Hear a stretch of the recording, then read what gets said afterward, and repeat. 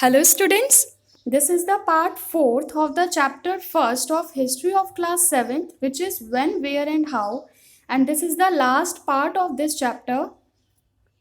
So students, in the part 3rd we were discussing about the archaeological sources of medieval India. In that we have discussed 4 archaeological sources which were paintings, sculptures, monuments and inscriptions. And in this video we will discuss the last archaeological source, which is coins. So materials used for coins tell us about the economic condition of the kingdom. बेटा coins क्या होते हैं? सिक्के. अब किसी भी king का rule आता है तो वो अपने रूल में अपने नाम के सिक्के इशू करवाता है. ठीक है, तो जो भी मटेरियल यूज होता है कॉइन्स को बनाने के लिए, उससे हमें क्या पता चलता है उस किंगडम की इकोनॉमिक कंडीशन कैसी है, वो अच्छी है या बुरी है. फॉर एग्जांपल अगर गोल्ड यूज होता है कॉइन्स बनाने के लिए तो हमें क्या पता चलता है कि जो किंगडम है बहुत रिच है. ठीक है, अगर ब्रॉन्ज यूज होता है तो हमें लगता है कि वो किंगडम इतना रिच नहीं है. अगर सिल्वर यूज होता है तो हमें लगता है कि वो किंगडम जो है वो मीडियम टाइप का है. Okay, so they also provide information of dates during which the particular kings ruled. सिक्कों से हमें क्या पता चलता है? उन डेट्स का भी पता चलता है, उस समय का भी पता चलता है जिस समय किस उस राजा का रूल था, उस किंग का रूल था. क्योंकि कॉइन्स पे वो क्या लिखवाते हैं साथ साथ अपनी डेट्स, कि इस डेट्स को ये कॉइन इशू हुए हैं. तो उससे हमें क्या पता चलता है कि किस किंग का रूल कौन सी डेट कौन से टाइम तक रहा. They tell us about the rulers and their relation with other empires. Coin से हमें पता चलता है कि किस किंग का रूल था और उनके रिलेशंस कैसे थे दूसरे एम्पायर के साथ. फॉर एग्जाम्पल अगर दिल्ली सल्तनत का कॉइन साउथ इंडिया में मिलता है तो हमें क्या पता चलता है कि दिल्ली सल्तनत जो थी वो ट्रेड करती थी किसके साथ? साउथ इंडिया के साथ. इसी वजह से साउथ इंडिया में उनके कॉइन्स मिले. Okay, So these are the pictures of coins during the reign of King Akbar. जब अकबर का रूल था तब के ये कॉइन्स हैं. अकबर कौन से कॉइन्स इशू करवाते थे बेटा? गोल्ड के कॉइन्स. ठीक है, he used to issue gold coins and this is the picture of Akbar. Okay, नीचे क्या होती थी उनकी डेट्स जिस टाइम वो रूल करते थे. Next is literary sources. अब हमने आर्कोलॉजिकल सोर्सेज के बारे में पढ़ लिया था पार्ट 3 में. Second is literary sources. Literary sources means when something is written on paper about the medieval history, then it will become a literary source. Paper was first used in India during medieval period. बेटा paper का use कब से start हुआ? Medieval period से start हुआ. Ancient period में paper नहीं था इंडिया में. ओके, इसका यूज मिडीवियल पीरियड से स्टार्ट होता है. Since printing was not invented the scribes and chroniclers used to write by hand. क्योंकि जब तक प्रिंटिंग इन्वेंट नहीं होती, प्रिंटिंग मशीन्स नहीं आई थी मिडीवियल इंडिया में, सो उसकी वजह से क्या होता था? पेपर तो था हमारे पास उसकी, तो फिर क्या होता था कि बेटा स्क्राइब्स और क्रॉनिकलर्स इनका काम क्या होता था? लिखना. ठीक है, स्क्राइब्स और क्रॉनिकलर्स का काम होता था लिखना. तो ये लिखते थे हाथ से. ठीक है, कॉपी कर करके लिखते थे. These were called manuscripts written by hand. इनको क्या बोला गया? मैन्यूस्क्रिप्ट्स. मैन्यूस्क्रिप्ट्स का मतलब होता है वो स्क्रिप्ट्स जिनको हाथ से लिखा गया हो. These are kept in temples, monasteries और विद रूलर्स. इनको कहाँ रखा गया है बेटा? मंदिरों में, बुद्धिस्ट मोनेस्ट्रीज में और रूलर्स के साथ, जो राजा थे अपने साथ रखते थे. They formed the archives. वो आर्चीव्स बनाते हैं. आर्चीव्स का मतलब वो जगह जहाँ पे हिस्ट्री से रिलेटेड डॉक्यूमेंट्स को रखे जाएं. ठीक है, उसको हम बोलते हैं आर्चीव्स. तो ये सब हमारे जो डॉक्यूमेंट्स हैं ये हमारे आर्चीव्स को बनाते हैं. These are the pictures of manuscripts. Okay, these are the Sanskrit manuscripts. ये संस्कृत मैन्यूस्क्रिप्ट हैं. ये Urdu. These are the manuscripts in Urdu language. Okay, next is limitation. Limitation का मतलब क्या है बेटा? जो मैन्यूस्क्रिप्ट्स हैं आपके, जो उस टाइम में आप लिखे जाते थे मिडीवियल पीरियड में, उसका क्या लिमिटेशन है, क्या ड्रॉबैक है? Since these were copied by hand and due to the copying errors the latest version was much different from the original version.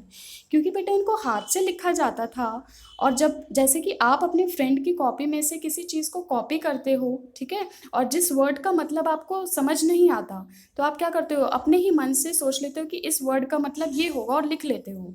उसकी वजह से क्या होता है, लास्ट में आपकी कॉपी में एरर्स आ जाती हैं, गलतियाँ आ जाती हैं। सो उस टाइम पे जब जो स्क्राइब्स होते थे वो कॉपी कर करके लिखते थे मैन्युस्क्रिप्ट्स में, तो उनमें जो लास्ट वर्जन बनता था वो ओरिजिनल वर्जन से बिल्कुल क्या होता था, डिफरेंट, अलग, ठीक है, क्योंकि कॉपी करते करते उनमें क्या आ जाते थे, बहुत सारे चेंजेस आ जाते थे। सो ये जो थे मैन्युस्क्रिप्ट्स के ड्रॉबैक थे, उनकी लिमिटेशन थी। इंडिजीनियस लिटरेचर, इंडिजीनियस लिटरेचर बेटा वो लिटरेचर जिसको किसने लिखा, which was written by the scribes and chroniclers of India. Okay, जो इंडिया में स्क्राइब्स और क्रॉनिकलर्स पहले से रह रहे थे, उन्होंने जिस लिटरेचर को लिखा, that literature was called indigenous literature.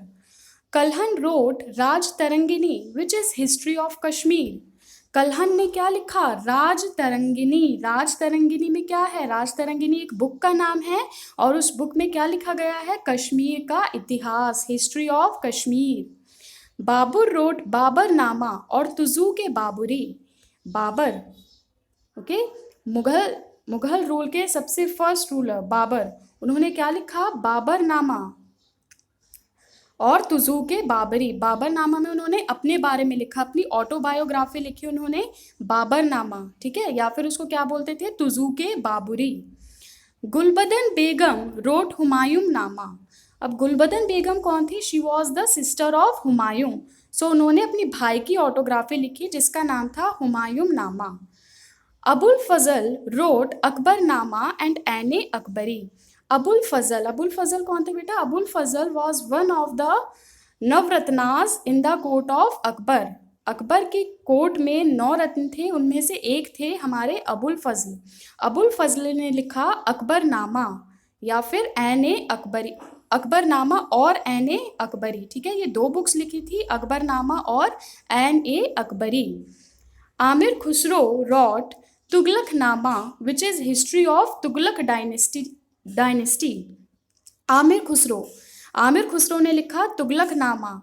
अब आप आगे पढ़ोगे कि एक तुगलक डायनेस्टी आई थी, ओके, सो उसके बारे में लिखा है किसने, आमिर खुसरो ने, किस बुक में, तुगलकनामा बुक में। Abdul Hamid Lahori wrote Padshahnama which tells about the rule of Shahjahan. Abdul Hamid Lahori, उन्होंने लिखा पातशाहनामा। पातशाहनामा में किसके बारे में लिखा गया है, शाहजहां के रूल के बारे में। अब्दुल हामिद लाहौरी जो थे बेटा, उनको जो था शाहजहां ने अपनी कोर्ट में रखा हुआ था, अपनी सभा में रखा हुआ था। क्यों रखा हुआ था, अपने दरबार में रखा हुआ था एज अ हिस्टोरियन के रूप में, ठीक है। उनका काम क्या था अब्दुल हामिद लाहौरी का, कि जो भी घट रहा था, जो भी रोज़ कोर्ट में चलता था, उनके दरबार में चलता थी, जो भी इवेंट्स, उसके बारे में लिखना। सो उन्होंने एक बुक लिखी पातशाहनामा, जिसके बारे में उन्होंने लिखा शाहजहां के बारे में। किसने, अब्दुल हामिद लाहौरी ने। So class, Kalhan wrote Raj Tarangini. This is the book of Raj Tarangini which was written by Kalhan. Okay. Babarnama was written by Babar himself.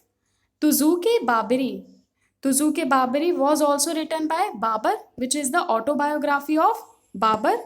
Humayun Nama was written by Gulbadan Begum, who was a sister of Humayun, and Aine Akbari was written by Abul Fazl. Okay, Abul Fazl was one of the Navratnas in the court of Akbar. Okay, Kalhan wrote Raj Tarangini, Babar wrote Babarnama or Tuzuke Baburi, Gulbadan Begum wrote Humayun Nama, Abul Fazl wrote Akbarnama and Aine Akbari, Amir Khusro wrote Tughlaqnama about the Tughlaq dynasty, and Abdul Hamid Lahori wrote Padshahnama. Next is foreign literature. Okay बेटा, foreign literature ये तो हमने पढ़ा था अभी, indigenous literature, वो writers जो India के थे। अब बाहर से भी राइटर्स आए हमारे इंडिया में और उन्होंने इंडिया के बारे में लिखा, so that became a part of foreign literature. Al-Biruni wrote Tariq al-Hind. This book is a mirror of 11th century. Al-Biruni ने लिखा तारीख अल हिंद। इस बुक में क्या लिखा उन्होंने? इंडिया के बारे में। अल-बरूनी कौन थे बेटा? आपने पढ़ा था कि जो महमूद ऑफ गजनी थे उन्होंने भारत पर अटैक किया था। सो अल-बरूनी महमूद ऑफ गजनी के साथ ही आए थे, और जब वो भारत आए तो उन्होंने भारत के को देखकर एक बुक लिखी जिसका नाम था तारीख अल हिंद। ठीक है, 11th सेंचुरी में। Marco Polo, a Venetian traveler, visited South India and wrote about customs, lifestyles and economy of the region. अब मार्को पोलो एक विनीशिया के ट्रैवलर थे, यात्री थे, जो कहाँ से आए थे? विनीशिया से आए थे। वो हमारे कहाँ पे जाते हैं? साउथ इंडिया में जाते हैं, और वहाँ पे जाकर क्या लिखते हैं? वहाँ के कस्टम्स के बारे में, वहाँ पे लोग कैसे रहते थे और वहाँ की इकोनॉमी कैसी थी। He is also known as the prince of medieval travellers. Marco Polo, उनको किस नाम से जाना जाता था? Prince of medieval travellers. जितने भी मिडीवियल ट्रैवलर्स हैं उनके प्रिंस थे कौन? Marco Polo. इस नाम से उन्हें जाना जाता था। Ibn Battuta, a Moroccan traveler, wrote his travel memoirs in the book Rehla, which throws light on the social, geographical and economic conditions of the Sultanate. अब इब्न बटूटा कौन थे? एक मोरक्कन, मोरक्को देश है एक अफ्रीका में, वहाँ से आए थे। वो एक यात्री थे और उन्होंने अपनी बुक लिखी जिसका नाम था रहला। रहला के बारे में क्या लिखते हैं बेटा? वो किसके बारे में लिखते हैं रहला में? जो दिल्ली सल्तनत थी भारत में, उसके जो सोशल, जोग्राफिकल और इकोनॉमिक कंडीशन थी उसके बारे में लिखते हैं कौन? इब्न बटूटा अपनी बुक रहला में। किसके बारे में? दिल्ली सल्तनत की बारे में। Sir Thomas Roe and William Hawkins visited Jahangir court. Sir Thomas Roe wrote the book a voyage to the east. Sir Thomas Roe और विलियम हॉकिंस, ये दोनों कौन थे? ब्रिटिशर्स थे। ये जहांगीर के दरबार में जाते हैं उनसे मिलने। ठीक है, और सर थॉमस रो एक बुक लिखते हैं जिसका नाम था a voyage to the east. East की तरफ मेरी एक यात्रा। ठीक है, ये उस बुक का नाम था, a voyage to the east. So this is the book written by Ibn Battuta, Rihla, in which he wrote about the Delhi Sultanate. Al-Biruni, we have seen that Al-Biruni wrote Tariq al-Hind. Okay, he came with Mahmud of Ghazni to India. He wrote Tariq al-Hind. So Al-Biruni wrote Tariq al-Hind. Marco Polo wrote about South India. Ibn Battuta wrote Rehla, and Sir Thomas Roe wrote A Voyage to the East. Next is आपका chapter बेटा ये ख़त्म हो गया है। अब हम ये देखेंगे कि मिडीवियल टाइम में ही, ठीक है, दूसरे वर्ल्ड में, मीन्स यूरोप में क्या चल रहा था उस टाइम। मिडीवियल पीरियड में, जब इंडिया में मिडीवियल पीरियड था तो उस टाइम यूरोप में क्या चल रहा था? रिनेसा।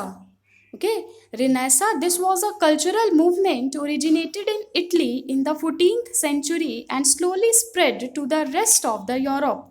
उस टाइम यूरोप में चल रही थी रिनेसा की मूवमेंट। रिनेसा का ओरिजिन कहाँ पे हुआ? इटली में। ओके, 14th century में, और धीरे धीरे ये रिनेसा की मूवमेंट पूरे यूरोप में फैल गई। इटली एक देश है यूरोप का, यहाँ पर एक मूवमेंट स्टार्ट हुई जिसका नाम था रिनेसा, और फिर धीरे धीरे वो पूरे यूरोप में स्प्रेड हुई।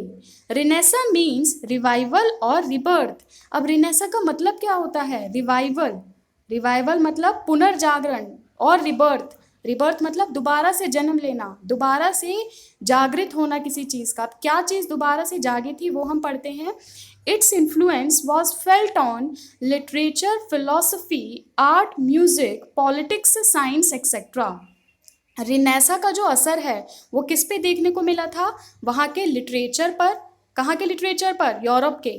फिलॉसफी पर, आर्ट पर, म्यूज़िक पर, पॉलिटिक्स पर और साइंस पर। मीन्स जो यूरोप के लोग थे और स्पेशली इटली के लोग थे, उन्होंने अपनी हिस्ट्री को, जो उनकी एंशियंट हिस्ट्री थी, उसके बारे में दोबारा से जाना। ठीक है, हमने देखा ना, रिबर्थ हुआ। किसका रिबर्थ हुआ? उनकी एंशियंट इंस्टीट्यूशंस का उन्होंने रिबर्थ किया, उनके बारे में दोबारा से जाना कि वो कितने ग्रेट इंस्टीट्यूशंस थे हमारे। ठीक है, और साइंस में भी नए नए इन्वेंशंस किए। ठीक है, कहाँ पे इन्वेंशंस हुए? इटली में और यूरोप में। Changes, revival of classical learning and artistic developments. Changes क्या क्या बदलाव आए because of the renaissance movement? उनके जो क्लासिकल लर्निंग थी, क्लासिकल लर्निंग मतलब जो पहले से उनकी लर्निंग चली आ रही थी, वो दोबारा से उन्होंने उसको रिवाइव किया, दोबारा से उसके बारे में जाना, ठीक है, कि उनका जो एंशियंट हिस्ट्री थी वो कितनी ग्रेट थी, कितनी महान थी, उसके बारे में जाना। एंड आर्टिस्टिक डेवलपमेंट्स, और आर्ट में मीन्स ड्राइंग के फील्ड में बहुत सारी डेवलपमेंट्स हुई, ठीक है।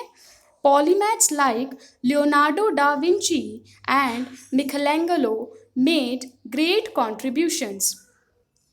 पॉलीमैथ्स का मतलब क्या होता है बेटा? वो पर्सन जो एक से ज़्यादा सब्जेक्ट का एक्सपर्ट हो, ठीक है, जो एक से ज़्यादा सब्जेक्ट्स का एक्सपर्ट होता है उसको बोलते हैं पॉलीमैथ, ठीक है। तो ये कौन थे? लियोनार्डो डा विंची और मिकलेंगेलो, ये दोनों पॉलीमैथ्स थे और इन्होंने बहुत सारी कॉन्ट्रीब्यूशंस दी, ठीक है। किस में कॉन्ट्रीब्यूट किया उन्होंने? रिनेसा की मूवमेंट में। So this is a painting which was made by Leonardo da Vinci. Okay, this is a very famous painting of Mona Lisa. ये मोना लिसा की पेंटिंग है बेटा. It was created by Leonardo da Vinci. ठीक है. So ये painting बड़ी mysterious painting है और बहुत इंटरेस्टिंग पेंटिंग है. Okay, so it was made during the medieval period in Europe by Leonardo da Vinci. ठीक है, during the Renaissance movement. So on this note your chapter is completed. आपका chapter हो गया बिल्कुल complete. Okay, please go through all the 4 parts to revise this chapter again, and thank you for watching me.